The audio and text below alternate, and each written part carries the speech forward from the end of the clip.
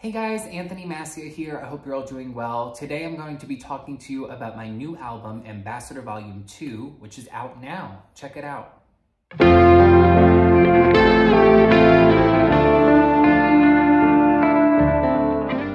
It is the biggest relief in the world to finally say the words "out now," because I've been sitting on some of the tracks for this record as early as 2018, 2019. We'll get into this a little bit further down the line, but originally this was going to be one album. It was going to be one long 13, 14 track album. And as we were working on the album, there was a lot of tracks that had one type of sound and a lot of tracks that had another type of sound. And it's really because I was navigating through different emotions, and a lot of those emotions came out really amplified in a way that was all about confidence and knowing your self-worth and not really giving a damn about what people think about you and all of the kind of themes that go along with that. And the sound was very reflective of that. It was this very bombastic, over-the-top sound with these hard-hitting drums and crazy synths and electric guitar riffs, and that ended up becoming Volume 1, which came out not this past April, but the April before. And then a lot of the other songs that I was writing were more ballads, more singer-songwriter type vibes, kind of represents both sides of my personality and the type of music that I like. And my producer actually came up with the idea. He said, why don't you split this into 2 records, get more bang for your buck, no need to rush to put out this one whole project and then have it be it. Like, you can really break this into 2 projects and make it this really huge thing. So it's turned into this journey over the past couple of years, and a lot of the songs that are on this record were written as early as 2018, 2019, during the pandemic, during lockdown. And this album for me was a huge learning curve of navigating through that and learning how to navigate working with collaborators, you know, over the phone, over email, over Skype, sometimes just text back and forth. It was definitely a learning curve. So we're gonna talk about all of that today. I'm really excited. I'm gonna answer a bunch of questions about this album.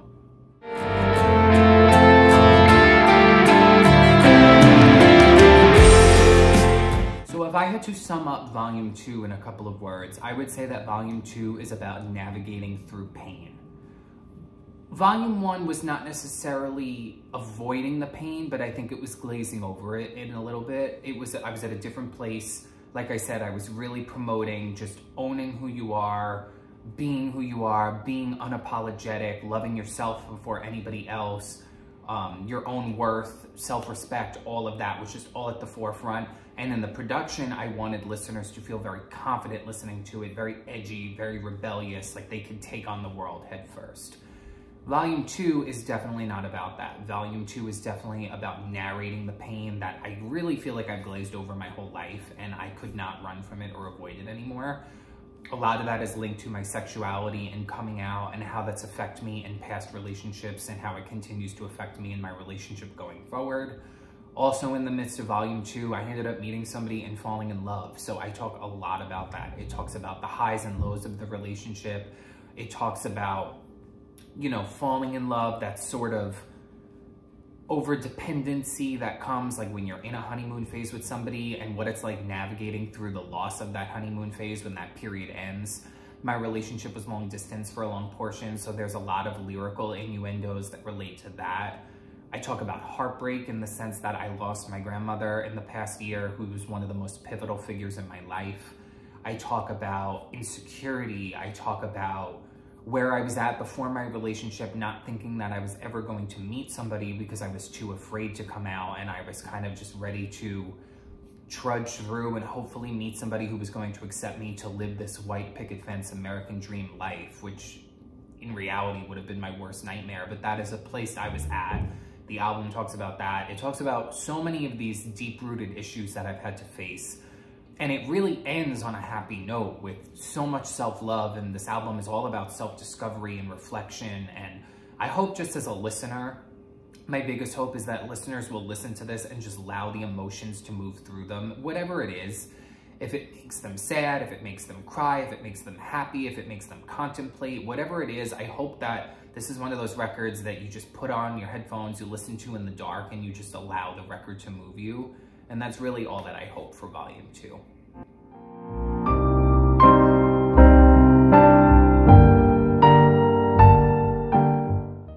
So I kind of touched upon this a little, but I would definitely say that the biggest thing is one, the sound, and two, the lyricism. If you go through the lyrics on volume 1, Ambassador, the whole title of the album itself was about me being representative of myself and therefore my people. And what do I mean by that when I say my people? I mean other people who feel oppressed, other people who feel insecure, other people who feel that they can't be their authentic self. I wanted to free myself, to give myself the confidence to build other people up. And I knew that I had to start with myself in order to do that. So that's where the word ambassador comes from. The title track says, Ambassador, I'm here to free you. Ambassador, I represent the voices subdued. Then you move into tracks like Coven and Behind Closed Doors that are reflective, but they're kind of about being a leader. Coven is about, you know, leading this nation of oppressed people and having everybody come together and saying we're stronger in numbers. We may not fit in, but we're all alike in one way or another. And the sooner that we confess to that, the sooner that we can cause a change in this world and cause some uproar. Behind Closed Doors is kind of about the power I felt behind closed doors in my personal life and my music. You know, behind closed doors, I could put a music on and dance and have fun and sing and not really care what anybody felt about me. So why can't I be that way in the real world when I'm walking down the street? And that song sort of navigates that dichotomy of being one person behind closed doors and being another person out in the free world. Cold Blooded navigates sort of negative tendencies that I've had in past relationships about being with people and getting what I need from that relationship and then having the ability to just kind of cut them off and not really feel anything about that. So just right there with those first couple songs, you hear the biggest difference between the lyricism there, something like Cold Blooded, and then you're gonna move into the lyricism on this album, which has songs that are so dedicated to love. Lyrics on the song 25 that's on volume 2 says, not where I thought I'd be, I won't lie and say I'm unhappy, all I know is I'm happy with you. And that's something I would have never had the courage to say on volume 1. I would have never made a song like that. So that's the biggest difference, and then also just the instrumentation and the production. Like I said, volume 1 is very hard-hitting. There's some electronic moments, there's a lot of stuff that's influenced kind of by like Lady Gaga, Born This Way, and art pop. There's some really dark songs that are kind of influenced by Lana Del Rey and Billie Eilish and Lorde and that type of sound. And then there's also some rock influence on there. Not Letting Go was kind of like a pop rock power ballad at the end of volume 1. There's definitely some almost psychedelic rock influence on Cold Blooded. Volume 2 is definitely more of a singer-songwriter approach. I also wanted the sound of volume 2 to be very timeless, classic, simple, something that was going to uphold the sentiment of the lyrics. I knew the lyrics were going to stand for themselves, and in 5, 10, 20 years from now, they're still going to be current because they're just real lyrics. It's nothing about keeping up with trends. They're just real heartfelt lyrics. But I wanted the sound to be representative of that. So there's piano ballads like What I Need, which is track number 3 on the record. There's just a beautiful pop rock power ballad, Candlelit Dinner for Two, that I hope will stand the test of time. There's very acoustic tracks like 25 and Daybreak that are more just light piano, light acoustic guitar, light strings, very different in sound from volume 1. And then we also have some songs that are a little bit more of a vintage vocal pop feeling. Unknown Love, I wanted to have this very noir, black and white movie type of sound. One of the singles, If This Is It, has very much this kind of like vintage 80s, 90s R&B pop soul type of sound. And then you have Haven't Changed, Not the Same, which is probably the track that's most in the lane of its own, but most captures the chaos of what I was going through in my relation at a certain point, whereas there's those super highs and those super lows, and we produced the track in a way that kind of made you feel all of that, and it's a little back and forth and it's a little chaotic, but it's supposed to feel that way. So that I would say is the biggest difference between volume 1 and volume 2.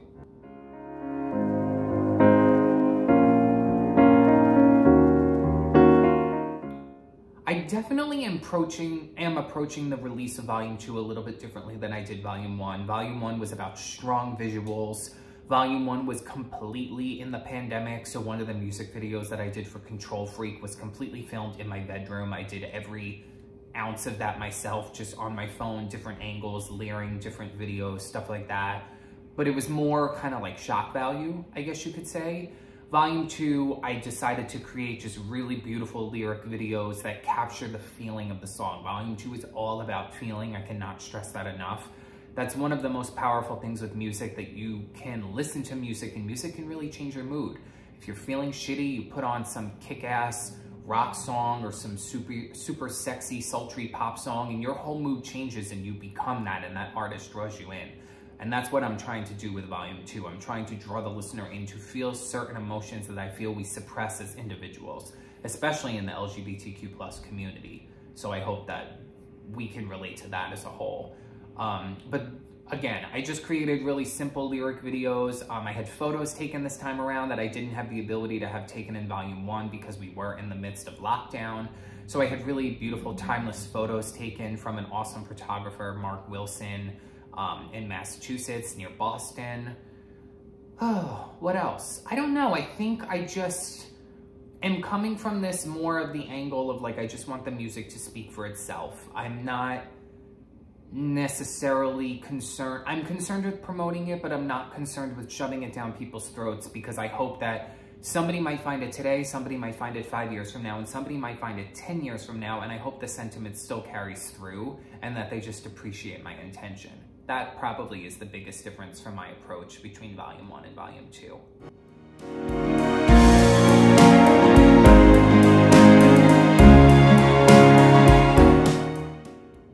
Musical influences on the record definitely range.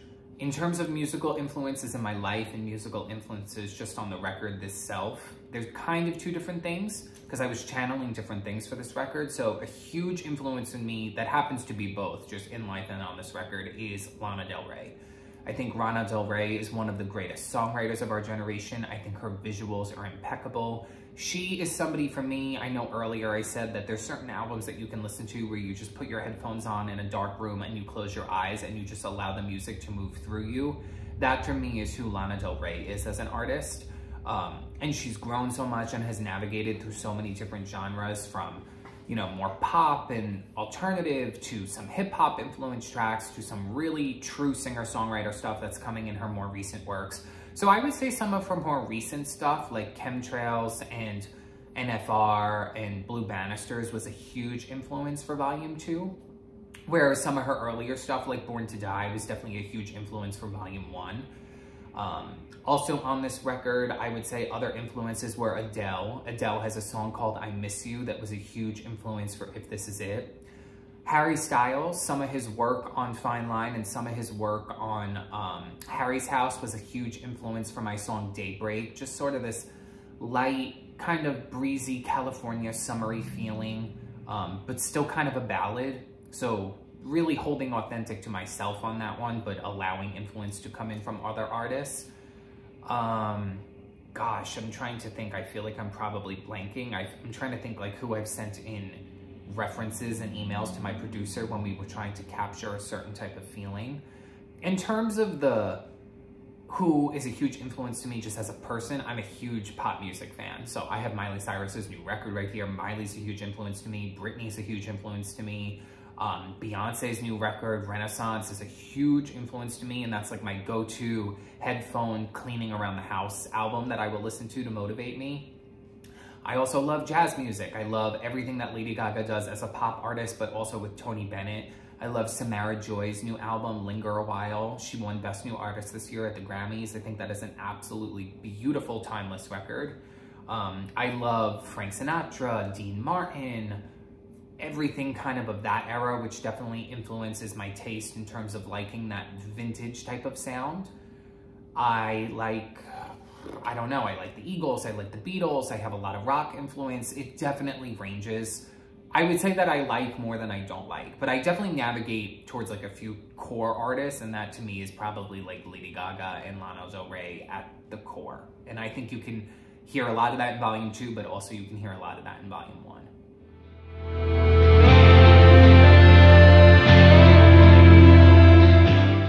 Hobbies outside of music for me would definitely be vinyl collecting. Anything that I like nowadays, I will get on a vinyl, because I just absolutely love the ability of coming home and being able to set that mood And yes, sometimes, you know, when I'm in the car or if I just connect to my Bluetooth speaker, do I like to just hit shuffle on my phone? Absolutely. But I like the intention of being able to select something specific. So being able to select a jazz album as I'm about to cook, or a pop album as I'm about to clean, or something really sad if it's rainy outside, even if it's just something as simple as music to coincide with the weather. That for me is huge, and music linked to feeling and scenery and what you're doing, like that all to me, I always think full circle with music, so that to me is huge. So vinyl to me is a huge hobby. And then just writing. That's really how all of this started for me with music. It started with journaling, it started with poetry, it started with words that didn't have a melody or have a vocal arrangement or anything. But as I realized I was telling my story, I knew that as they were sort of turning into songs and melodies were coming to me and I was getting ideas, nobody else was going to tell my story other than me. So I really taught myself how to sing. And have I sung in school before and in plays and in chorus? Of course. But this is totally different, and you learn as you go and you navigate. And I have more fun now than I ever have with music. I will say in the midst of Volume 2, all of the production and everything was done beforehand.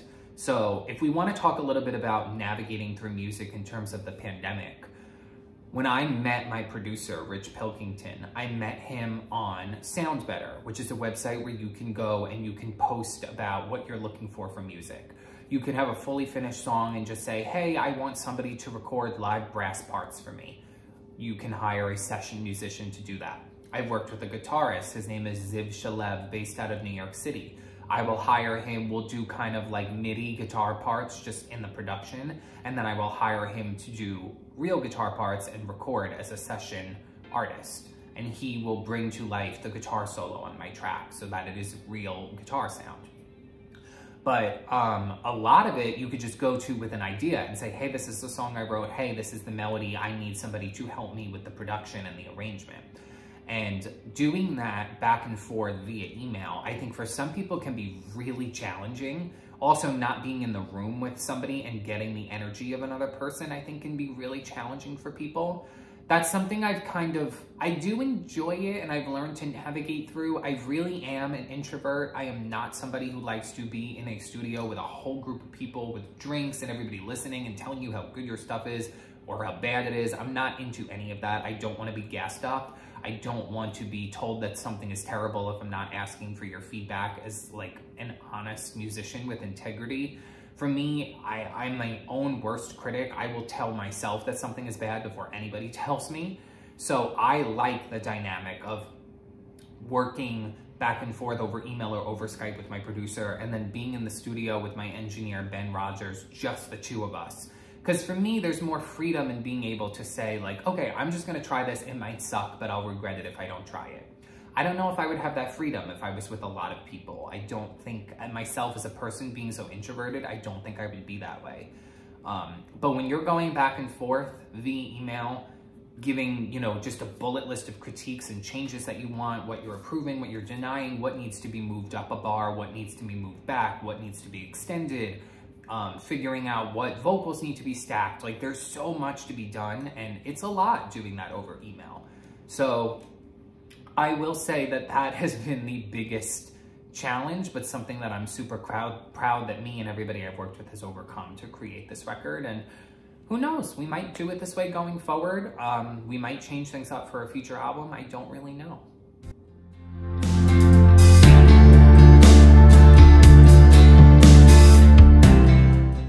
I would say my favorite song on the record is Daybreak, which was the third single from this record, only because of the lyrical content. It's probably the most personal song I've ever written, and it touches upon so many beautiful things in my life. It's my own personal journey towards self-love. The lyrics in the chorus say, in the end, you got me, boy, and I got you. And I think people think that I was talking about somebody else, but I'm talking about myself. I'm saying at the end of the day, I have myself, I have my own back has me, we only have each other, we have to stick together. I have to prioritize myself above everybody else. So that to me, just as a sentiment as a whole, is extremely important. But there's lyrics that touch upon my parents, there's lyrics that touch upon my grandmother, there's lyrics that touch upon just sort of like bullying that I've been through early in my life, a role that I was trying to fit into, so many personal things that I was able to pull from different things and mesh it together into one song. So I'm probably most proud of Daybreak. I go back and forth with the other ones in terms of what's my favorite. I think Unknown Love is probably my second favorite just because of the vintage sound that we were able to create. That one was inspired directly by my travels a couple years back in Paris and Amsterdam. And I was just walking around, just sounds of the city and my boots on the cobblestone street. Like all of that just served as influence to me. And that was one of the tracks that I wrote in one sitting, just from start to finish. That one just kind of came to me. So I am super proud of that one. And probably Candlelit Dinner for Two, because it's dedicated to my grandmother, and I don't like to see people cry, but like when you write a song and it conveys emotion and you could see that that's moving through somebody and they're brought to tears or they're choked up, that to me is kind of like a mission accomplished. Like that's what I want to happen. And that does happen with some of my family members when they listen to Candlelit Dinner for Two. So that to me probably is the other biggest favorite of mine on the record.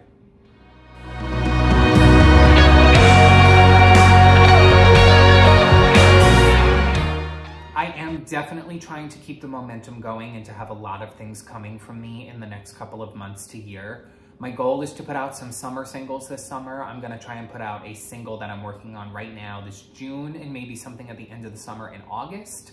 After that, I cannot really say. I don't know, maybe we'll have some remix and acoustic tracks coming from Volume 2, maybe some jazz stuff. I was doing some jazz covers for Jazzy January, which just made me so happy. And whether I sound good or bad, it just makes me happy to sing along with those songs. So I might dive a little bit deeper into that. My dream has always been to put out a Christmas song or a Christmas record, so maybe that will come. I'm definitely keeping the door open in terms of genre, in terms of creating what I want to create that makes me feel good. That's probably the biggest thing that you can expect, and also more live shows. I want to do more live shows. I want to promote this record. I want to get out there. I designed this record specifically to be able to just stand up there in a beautiful, simple outfit with a simple microphone and engage with my audience and just sing and allow them to feel the music. Sort of like what Adele does when she goes on tour. You know, talk to the audience, tell some jokes in between, but really just let the music speak for itself. I didn't really feel comfortable to make a record that I was going to have to create choreography to and do crazy stage theatrics. And I'm still overcoming that as an artist. That's not something I'm super, super comfortable with. So this record for me is more in my comfort zone in terms of how I would be able to perform it live. So fingers crossed we see more of Ambassador 2 live in the upcoming year.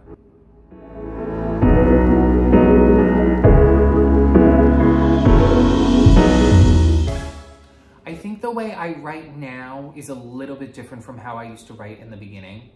In the beginning, I would write on a piece of paper in my notebook, in my journal, a lot of the times while at work, just between customers being bored, and it would not have a melody, it would not necessarily have rhythm, I was just writing. And then when I came up with a melody, I would mold the lyrics to that melody and determine if I needed to add more words, take words out, what I would have to do to get it to fit that melody and that structure and how many syllables per line and stuff like that. I think now I would say I'm a little bit more melodically focused, because creating music in today's day and age, of course, lyrics for me is at the forefront, and I don't think it is for a lot of people. When I listen to music, I listen to lyrics. I care about the lyrics. There's been times where my producer has said to me, I think you need to shorten that line or take a couple words out, and I've said no, because I have not wanted to sacrifice the sentiment of the lyric. That being said, I realize how important a melody is and something being catchy, and especially in pop music, that's probably one of the biggest things. So I try to think more melodically now in terms of music. If I get an idea for a melody before I have the words, I will hum it directly into my phone. I will then continue to play that voice note and write along to that voice note. Sometimes I sing into my phone and I already have the lyrics. Other times you're just saying da da da or ba ba ba or humming, and then the lyrics will come to you over time. So I would say that that's probably the biggest change in how my writing has changed. My writing process used to be more just words without any melody. Now it's probably more melody with words, or melody that I implement words into. But it goes back and forth. It's gone both ways, and there's been times I've been able to write something from start to finish without any melody and turn that into a song. It'll always be about the lyrics for me.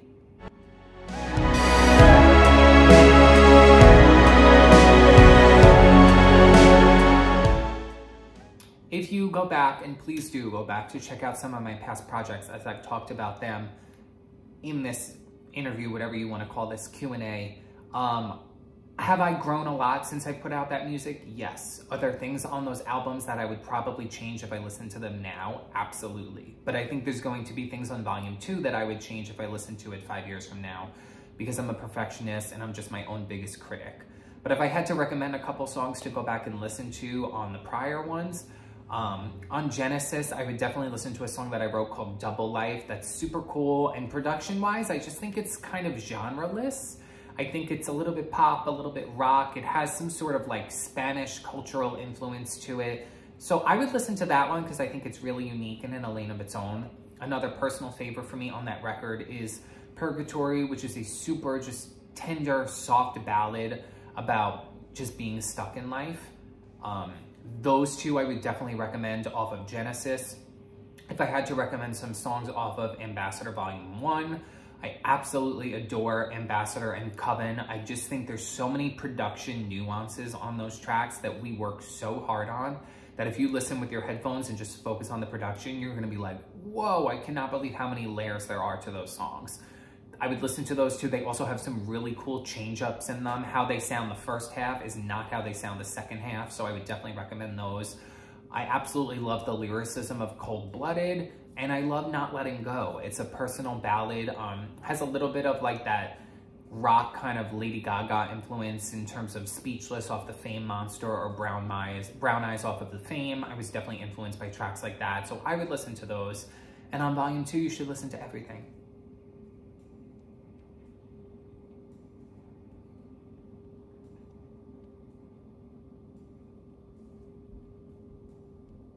All right, guys, I want to thank you for taking the time to spending some time with me today to learn about my new record, Ambassador Volume 2. Please, please, please listen, check it out. It's on all platforms. I will have links in the bio to this video. You can listen to it on Spotify. You can listen to it on Apple Music, iTunes, Amazon Music, Deezer, whatever your preferred streaming or purchase platform is, it is available. Go on YouTube, check out the coinciding lyric videos, and just stay tuned. I have a lot more coming. Like I said, hopefully some remixes and acoustic tracks, some songs this summer. Keep in touch, email me, let me know what you think. I'm so open to your feedback and so blessed to be on this journey with all of you as listeners. So thank you so much, and I'll see you soon. Bye.